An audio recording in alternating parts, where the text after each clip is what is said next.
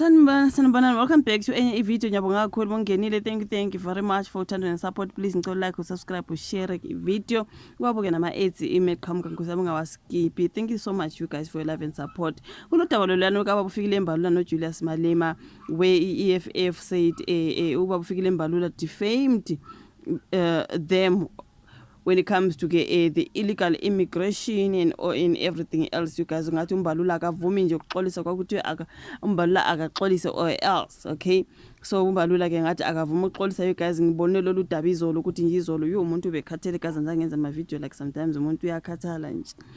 Hayi bathu babufikile eMbalula igazi unqabile nje ukuxolisa kuba uJulius Malema utshela uMalema ukuthi ngeke awahoqise amagama awasho ngeEFF ngeledlule lapha sola khona iqembu leEFF eliholwa ngubaba Malema ukuthi nalo lingxenye yabantu abaqhubha umkhankaso okuxoshwa kwabantu bokufika.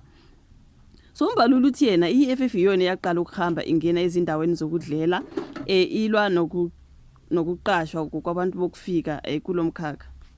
So kuthiwa uthi yena ke imbhikisho yeEFF yokulwa nokuqashwa kwabokufika eyayinodlame ngoMbalula lo abameli manje beEFF you guys sebebhalela uMbalula incwadi bemsola ke ngokungcolisa igama leqembu labo bamyalela ukuthi akaxolise khepha uMbalula uthi yena ngeke azaxolise you guys esho ephendula ngencwadi yabameli bakhe. uMbalula uthi akusilona iqiniso ukuthi inkulumo yakhe ingcolisa igama leEFF nokuthi nje ingamampunge.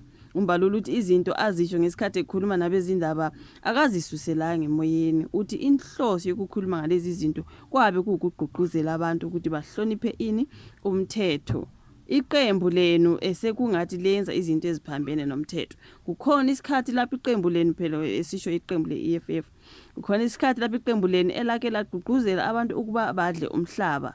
Lokhu kuphambene nomthetho kodwa ke bengidlula nje lapho. uMbalula loyo guys ethi yena kulona icala lakhe ukuthi iEFF yakhe yaba nemikhankaso yokuphikisana nokuqashwa kwabokufika ekubeni ngakolunye uhlangothi ishumayela ivangeli lokuthi kube nobumbano ezweni ekazi ele-Afrika Uthi nizovuma nani ukuthi amaqembu ezepolitiki anelungelo lokuba amemezele imigomo yawo nezinto akholelwa kusona.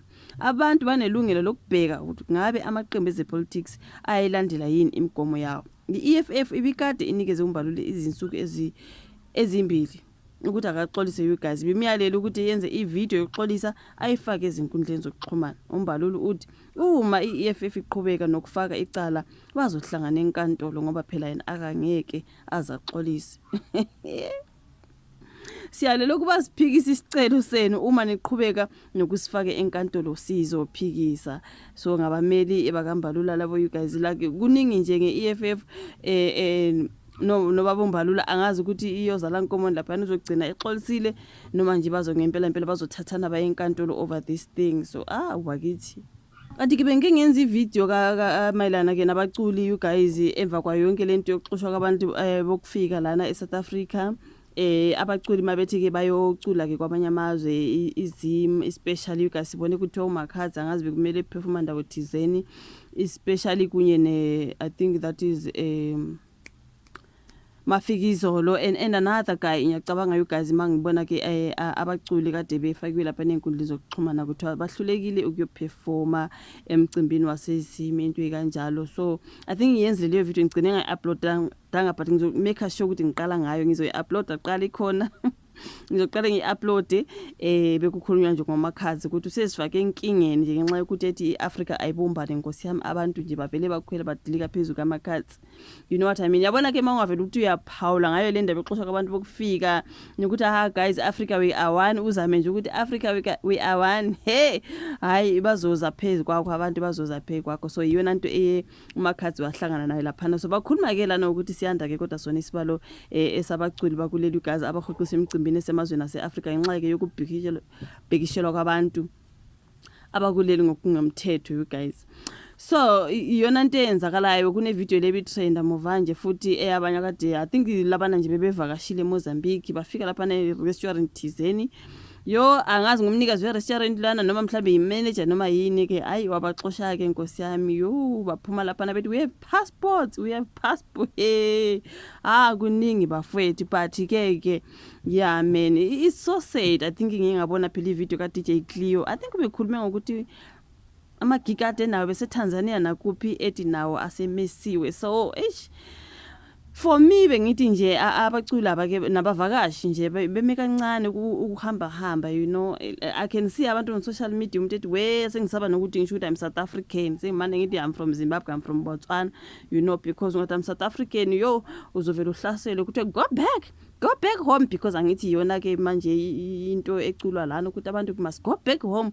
So uzothi usuyafika nawe le uthi I'm South African but go back. Yabona le gama lithi go back ngathi manje seliqala ukungidina ngo everyone obonakala kwenye country kuvele kuthiwe go back uthi uya South African uthi yalaphana kuthiwe go back.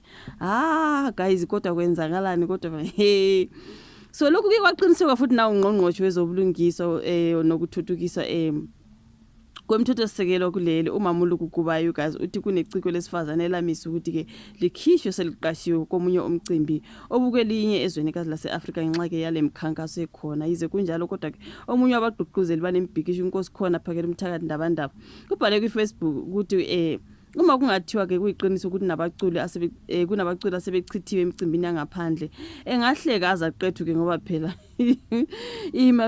imabezofunda ukuthi ukungasebenzi kubuhlungu. Phakela umthakathi bafethu kubaculi abakhishiwe ohlwini lwabaqashiwe emicimbini yangaphandle kubala imafikizolo njengoba bengishilo uMusa Keys. I think ungene bengithi another guy uMusa Keys loyo bekufanele ukuthi bashiyelana inkundla kwibar. I think this is Buddy Beats concert eVictoria Falls eZim ngesonto. uDJ Cleo uthe uvuke engemiyalezo ebithi imicimbi emibili ebezonandisa kuyo ngaseZambia naseTanzania naye sihoxisiwe. Angazi noma kukhishwe mina ohlwini ngenxa yamamashi yini. Awukhishwanga wena kodwa phela kuzodwa South Africans angithi yabona noma ke bona bengenacala nkosi yami sebezo manje baluzi imali. Khumbula phela mabecula lapho bagazi bayokwenza imali umsebenzi wabo nawo, that's how they make money. So mangabe igig isikhanselwa you lost money, you know. So kunzima bafethu kunzima. Ukuthiwa ubani umculi ke wokhola uNtokozo Nongoma naye uye wahoxiswa emqhudelwaneni wezindondo oseNigeria iklama Africa Awards emva kokuba ke asekela imbhikisho yokuxoshwa kwabangemthetho kulele. It's just a warlord. It's a whole lot kukhulunywa ngomakhazi ugcine naye ehoxisiwe imicimbi ebezokunandisa kuwo no iCheso Music Festival eZim ngoJuly 31 emva ke kokwanda kwesibalo sabantu ababethi ke awudutshwe. So yeah, it's just a whole lot. Afisa ukuthi abantu kube bangabambana guys. Ama artists inkosi yami angazi ithi ngingaphawuli ngoba bazovela bazena phezulu kwami ngeke bafe